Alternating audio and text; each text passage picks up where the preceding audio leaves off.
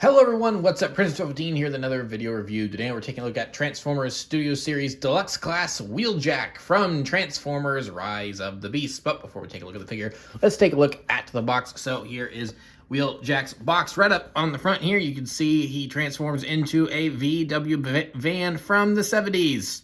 It's kind of fun. I like that.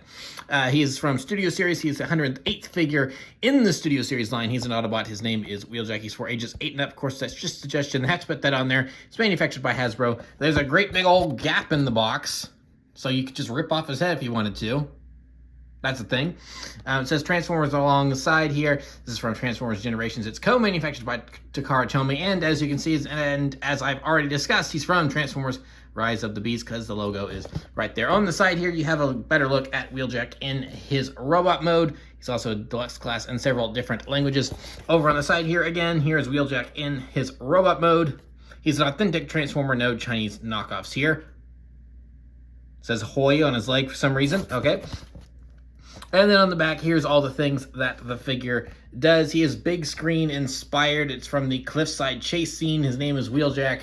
Transforms in 28 steps. This is an official licensed Volkswagen trademark. So there you go. And then there's your little bio right there. The toy packaging is recyclable. It comes with a backdrop. And while the toy is recyclable, don't eat it because plastic does not digest well. So, yeah, so there is the box. But here is the toy. So, yeah, it is Wheeljack from Rise of the Beast. A somewhat controversial take on this figure, or on this character, rather. A lot of people didn't really care for this interpretation of Wheeljack, and I understand and I don't understand it. We'll get into that later, but for right now, I do want to focus on the vehicle itself. And, yeah, as I said, he transforms into a VW van from the 1970s. So, yeah, I kind of like that. Now, this is not the first time we've had this vehicle mode transform, a Cybertronian choose this vehicle form in one of the live-action movies. Berserker actually chose this form in, was it Berserker or was it Dreadbot? Whichever one it was, I can't remember. One of the Decepticons that got killed in the first 5 minutes, within 2 minutes of his appearance, transformed into a VW van. Not that you really saw it much in The Last Night, but that was about it. Didn't really do anything. And the toy, of course, did not transform into the VW bus here. It instead transformed into one of the Chevy Suburbans, making it more of a Dark of the Moon figure than a Last Night figure, but whatever. But now we actually do have a character that does transform into one of these vans and actually gets a toy based on one of these vans. So yeah, I think he pulls off the design pretty well. It's got the TV Pablo thing on the side here, written in Spanish, which is nice details. So, I do kind of wish it wasn't as panel-y, because, like, there's just these, like, that's fine right there, because that's where the door is kind of supposed to be. But, that kind of really separates and everything, and that doesn't look too, I'm not too much a fan of that, but, cause not a huge deal. But overall, everything looks pretty well, and also, it's kind of one of those things, like, while I preferred some of that not to be there, it's like, I don't know how else they're supposed to have gotten away with this vehicle mode without some of those panel gaps. So it kind of is what it is. It serves its purpose, and for what it's supposed to be doing, I think it actually does a pretty good job of doing what it's supposed to be doing. So yeah, that's the vehicle mode. Now he does come with a weapon which you can store in vehicle mode. It's just a big transparent blaster, which he doesn't have in the film, and this is just clearly from one of the Studio Series 86 figures, but whatever. But you can just go ahead and tab it in right here. So there you go. I guess you can kind of say that this is simulating the chase up on the mountains and in the hills, but instead of RC, he's got a big gun sticking out of his hood. So. Or not the hood, rather, but like top of his car. So yeah. Let's see here, for a size comparison, let's bring in Bumblebee Wheeljack. So here is Wheeljack as he appeared in the Bumblebee movie. Just put them right next to each other so you can kind of see the differences going on here. So in terms of vehicle size, this one's much bigger. or not in height rather, but it's just in width and length. This one feels like a more substantial toy than this one. So kind of see how that's going there. So yeah, overall a pretty decent vehicle mode. I like it. I think it pulls off what it needs to well. So now let's go ahead and move on and look at his transformation. Now I will say this transformation, this guy, this is one of those figures that I recognize does a pretty good job of what he's supposed to be doing. But it's one of those that wants to fight you a little bit, and I do find that a little annoying. So first what we're going to do is we're just going to kind of get these panels untabbed here off the roof, and then that will kind of get us started off here. So then we want to come down here, and then these are kind of going to be the shins or the legs or whatever. Just kind of get all that untabbed, and then we can, as you can see, that kind of like immediately loosened things up. And like now the whole thing kind of comes apart. So now that I've kind of got it in this state, I do want to say, like I said a moment ago, this is one that kind of wants to fight you until everything kind of comes into place. Because sometimes you go to Transformer and nothing really, it's like you understand the transformation. The transformation isn't necessarily hard, but it doesn't really ever want to fit together or stay together the way it's supposed to, and you're kind of frustrated by that. At first, I thought this was going to be one of those where it's like, okay, that always wants to pop out, and that keeps doing that and everything. Okay, let's get this tabbed in here, and then once you kind of get all that tabbed in and everything, it just kind of stays, and it does a really good job of staying. So I do applaud it for that. So like there's a little bit of separation there, but see, there we go. We just put it back in and everything, and I haven't even put those all the way back in. So yeah, I do really appreciate this figure in terms of that, where it's like when you do get to like the whole transformation, everything's kind of fiddly and it doesn't really want to fit together. But then when you get to the very end and you do actually get everything in its place, it does just kind of all stick together and go and fit in the way it's supposed to, and it's kind of magical in that way. I'm like, oh, okay. So this is what some of those other figures are supposed to be doing, I guess, where they're just supposed to work like that. And this one actually does that. So that's something that's really cool. I do appreciate that. So now we've kind of got all of this separated. We can kind of start getting more things pulled apart here. So as you can see, that just kind of comes apart there. So really what we want to do is we want to work on these legs first. So what we want to do is make sure that this is all untabbed, so that way we can mess with all this and kind of get the leg going here, so that way we can get it out of the way. This piece is wanting to be annoying. There we go. Now I've got it. So we just want to bring this forward, and then it just kind of folds down there. So then we want to bring this up, and then the foot here will just come down like so and flip out. And then it kind of did it on its own, but as you can see, this just folds up right there. And then we just want to swivel the whole thing around. And yeah, there's a leg done. So obviously we want to do the same thing over here. So you just want to make sure that this is in a position to where you can bring this down. It kind of wants to fight you a little bit, but you can see that little lever there can be kind of tough, but it's supposed to move. There we go. Oh, there we go. See, there was a nice snap into place. So move that down, turn it around, move this up so we can get the leg or the foot flipped out, heel, and then just kind of get all that nice and tabbed in. And then there we are. We got that done. So we've pretty much got the lower portion of the body all done. So now we come to this section up here. So this section up here is tabbed into place all pretty well. So what we want to do in order to kind of get the arms free is we want to make sure that this is all untabbed and out of place. So that all just tabs in right there. Just get that untabbed like so. And then, see, whoop, where'd that go? So I have ripped a piece off here. That was not supposed to come off the way it came off. Hold on. But it's easy enough to snap back on. So yeah, here's the front of the VW. Just a little friction tab there. Just pop that back on. Boom. Easy peasy. What this is actually supposed to do is that this is supposed to come up on a hinge. But it seems to be this seems to be tabbed pretty well into this section here, and it doesn't want to move.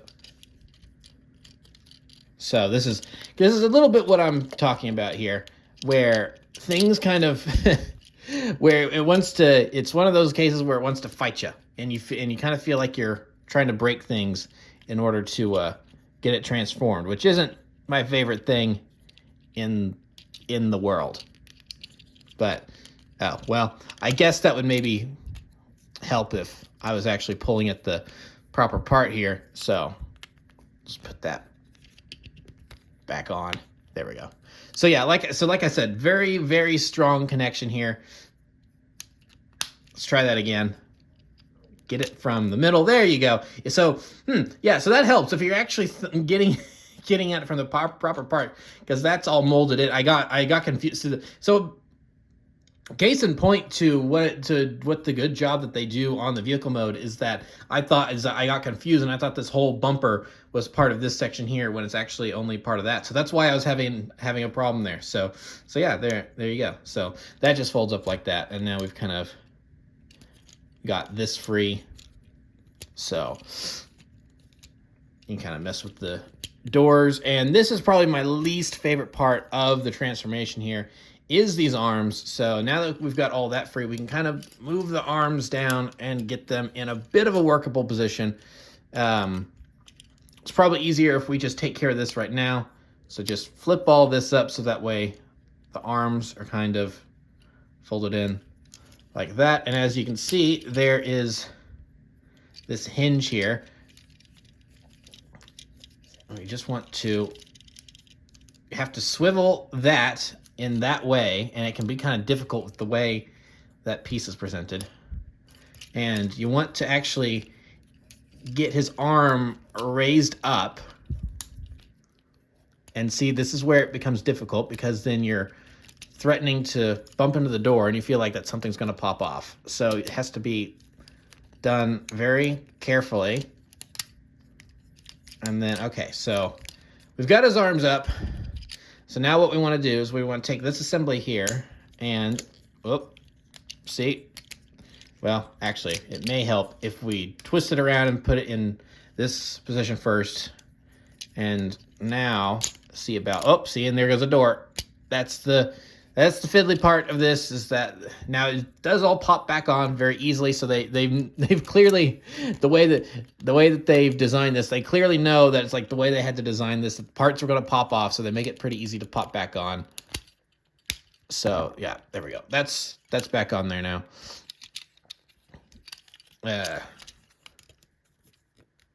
So just kind of get those doors moved out of the way, and then we can move the arms on this hinge back down like so. And then we can just take these fan belt suspenders and push them underneath there. There was a nice snap there. You heard them lock in. And then this just kind of folds down right there. So, and it does just, it doesn't really tab in anything, but the way this swivel works, you do kind of feel it. Kind of thoops into place, and there's just a little, trying to get the light to where you can see it. There's just that little groove right there, and it just kind of fits into that groove, which helps it stay. So yeah, now we're on the final stretch here. We'll just get the arms positioned correctly. Kind of get these doors positioned up like this, and you can kind of fiddle with them however you like. You can kind of have them pressing in. You can have them fully flat out like that. Just position the head however you want. And I'm pretty sure that we are done here. So we'll just get him stood up and looking right, which can be a bit of a challenge. He's a little wonky. We'll get him stood up here. And then I think we've got it. So yeah, there we have Wheeljack in his robot mode. And so here we have Wheeljack in his robot mode. And yeah, he fits the design of what we have for Rise of the Beasts. But I don't know, the final product here, the robot mode, I'm not too thrilled with. I mean, it works fine, but there's I feel like there should be more paint on him, especially like the headlamps there. And yeah, I don't know. I find this design a little strange. It's not bad. I don't think the design itself is bad by any stretch of the imagination, but kind of looking at it, it's like, yeah, how do you get a great toy out of this? And I think they've probably done the best they can, so there's just kind of some parts sticking off there.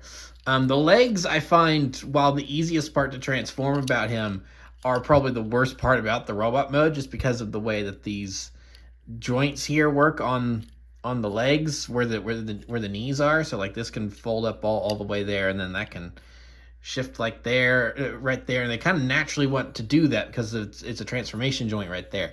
So it's like, you know, having that in there, the legs kind of become wobbly, and that's why he can be a little hard to pose.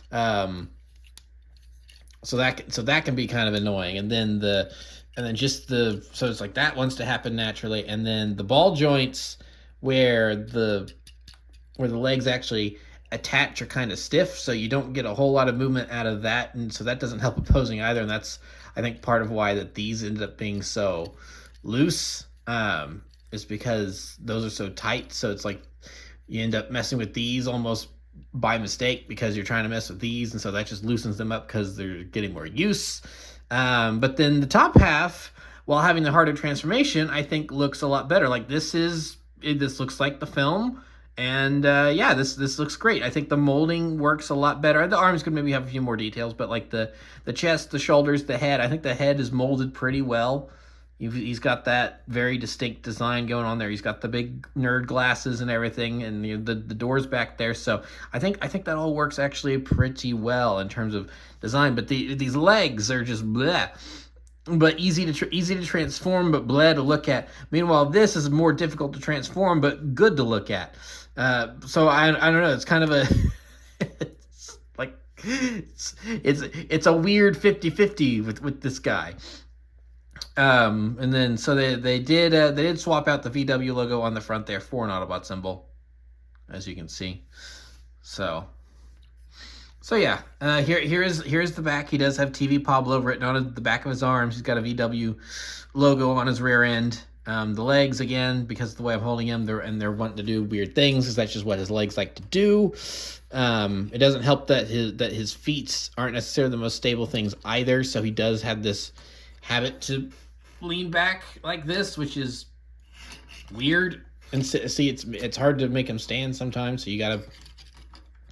So if you're messing with him more than just like simple posing for your shelf or something like that, he's a bit of a mess, as you can see. Stand up, man. And it's hard to get the feet evened out to get him to stand up right. So there we go. Now we've got him looking straight. So yeah, so he does come with his weapon, so you can give him his blaster here, so he can shoot at Terracons and Predacons and whatever type of con wants to chase after him. Decepticons, maybe. Not that they're in the final film, but, you know, they exist out there somewhere. Which is funny, because actually, now that I think about it, I don't know if the word Decepticon is said one time in the movie. They just mentioned the war. Anyway. So and yeah, there he goes. You kind of saw him just sag backwards a little bit. So So yeah, that is Rise of the Beast Wheeljack. So let's go ahead and get some size comparisons going. So here we have Bumblebee movie Wheeljack. As you can see right there, he's a bigger car, smaller robot, which is interesting. Which is the opposite, where he's the smaller car, bigger robot. So got him, and then we've got Earthrise Wheeljack, bigger than both of them. So kind of a scaling up. But one of these things doesn't necessarily belong, which is kind of where this is a good point to bring in what I meant earlier, is that this is a bit of a controversial take on Wheeljack, because he doesn't really look too much anything like prior counterparts of Wheeljack, which is a little funny. I do find that just a teensy bit funny, that people, it seems like Wheeljack in particular, people are so particular about his design. It's like he's got to have the glowy ears on the side, and he's got to be the white car with the green stripe down it, and with the red accents and everything, when he's kind of traditionally a character that's not really had too much consistency, because Wheeljack's in Armada in a completely different design / personality, where he's not an inventor. But of course, that was a little bit back in Transformers' Wild West days, where they did experiment a little bit more with, where they would just take random names and slap them to characters, and they would have the personality set. And it's like, okay, what name do we want to use? So it's like, and Armada was like the first real actual reboot that Transformers had done, because Beast Wars was tied into the G1 continuity and stuff. So that's maybe forgivable at the time. But nowadays there is a lot of brand unity and brand synergy, so it is really kind of weird that in 2023 we get this Wheeljack design that looks nothing like the other Wheeljacks that are around at the time, where it's like, here's the one from the movie that directly precedes and is supposed to be in the same continuity with, which is part of the reason people are not huge fans of this design, because it's like, well, he looks like this on Cybertron, why does he look like this on Earth? Which, they're transforming robot cars, so I mean, I don't necessarily know why him looking that drastically different is a huge deal. And it's not like we got a whole lot of him in the Bumblebee movie, but I get it, and I don't get it at the same time.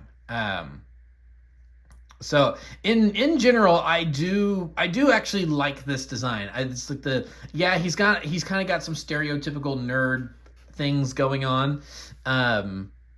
But I don't necessarily mind that in terms of the design, because of what it's true. Because the reason he looks like that is that it's trying to feed into the inventor persona he has, where he is the nutty professor type character, where his inventions always go awry and stuff, like G1 Wheeljack.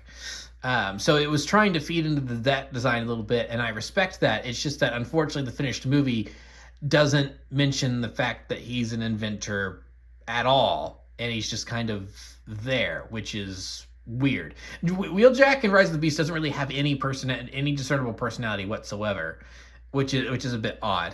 He's definitely the lowest, the odd one out in terms of all the robots in Rise of the Beast. Like, most of them have at least some sort of, like, I guess him, Rhinox, and Cheetor are kind of got the short end of the stick. Everyone else has at least you can kind of sort of identify their personality, even if it's just kind of like Battletrap is evil, and that's kind of it, but that's kind of enough for a minion character like that. But Wheeljack, them using the design to go, oh, he's an inventor, he's a kooky inventor and stuff, and then he doesn't invent anything in the movie, it kind of makes him, to some degree, he's kind of a worse interpretation of the character than Q from Dark of the Moon, who at least was an inventor, even if he didn't have a traditional Wheeljack look.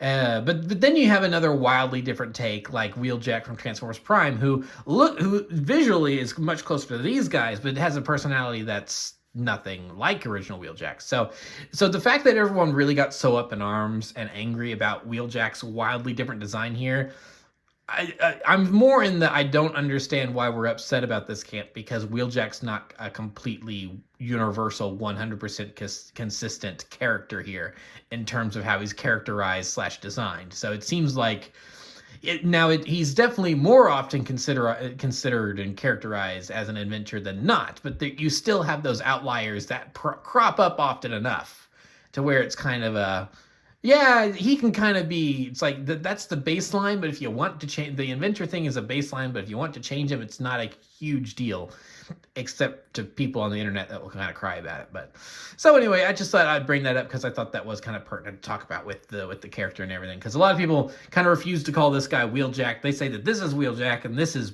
Pablo, because he's got Pablo written on the side of his van, which I do admit I think is a little bit funny. So anyway, there's size comparisons for those guys. Then we'll move on to some Rise of the Beast characters. So here we have Scorponok. So definitely a little smaller, but he's also got his whole lean forward thing going on. So then here we have Bumblebee from Rise of the Beasts. Actually more on par with Scorponok there. He's kind of like a whole head shorter than Wheeljack.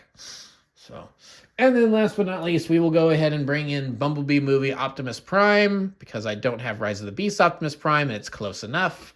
But I do have Optimus Prime, also I've got the axe from Rise of the Beast, so we'll count it.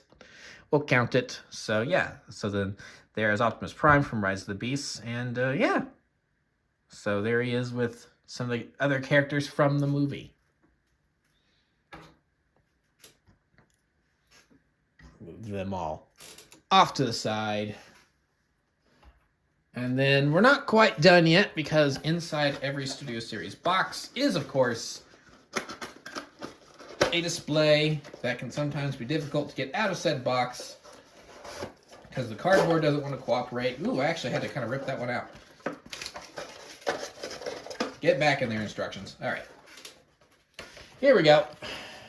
Now, I think part of the reason why I was having to fight with it is that it seems like it was folded wrong, as you can see here. It's like, that's the way it's supposed to be folded and put in the box. So this one kind of got a little bit mangled when they were working with it, and the machine did an uh-oh when they put it in the box, I guess. So yeah, it's a little messed up, but so there is Wheeljack on his display. He's leaned over a little bit, but whatever.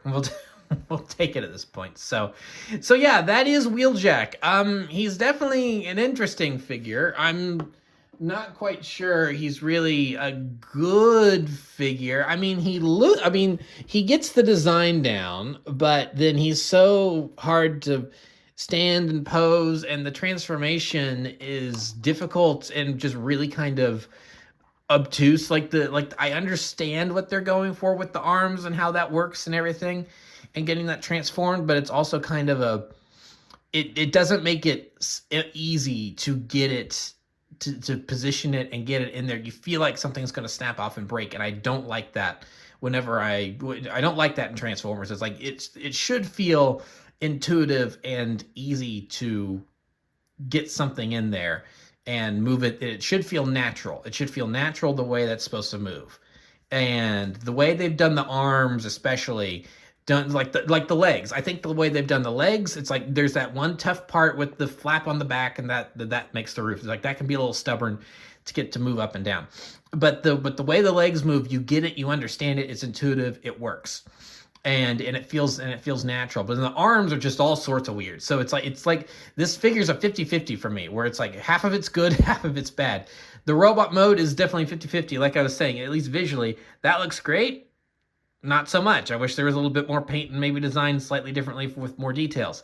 The transformation is really meh, but then the vehicle mode is, I think, pretty good. So this guy's a real mixed bag. I just kind of got him because it was actually the first time I had seen him in person, and I was kind of on the fence. It's like, I don't think I want to go through the trouble of ordering this off the internet. I don't really care that much, but I saw him in person. So, and the Scorponok was there, and one or two other figures I had been looking for. So it was kind of okay, let's just get the lot impulse buy. He was the impulse buy, really. The others I definitely had been more actively searching for. But so Wheeljack was a little bit of an impulse buy. Not sure I recommend him, because like I said, he's a real mixed bag. Me personally, I'm glad I have him just for the, oh yeah, this is a weird experience, and I'm not sure how I feel about this guy. But if you don't have a lot of funds to go around, and you're really looking for a decent toy, and something that really feels durable and you can really mess with and have fun with, this is probably not that figure. But But in interesting, let's put it that way, an interesting figure, nonetheless, of an interesting design. So me personally, I'm glad I have him, even if he's not the best figure around. So yeah, that is Rise of the Beast Wheeljack, and that makes this the end of the review. So thank you for watching. Remember to like, comment, subscribe, all that great stuff. Remember to follow me on Twitter and Instagram. Those links are in the description below, and I'll see you guys next time. Thank you so much for watching, and goodbye.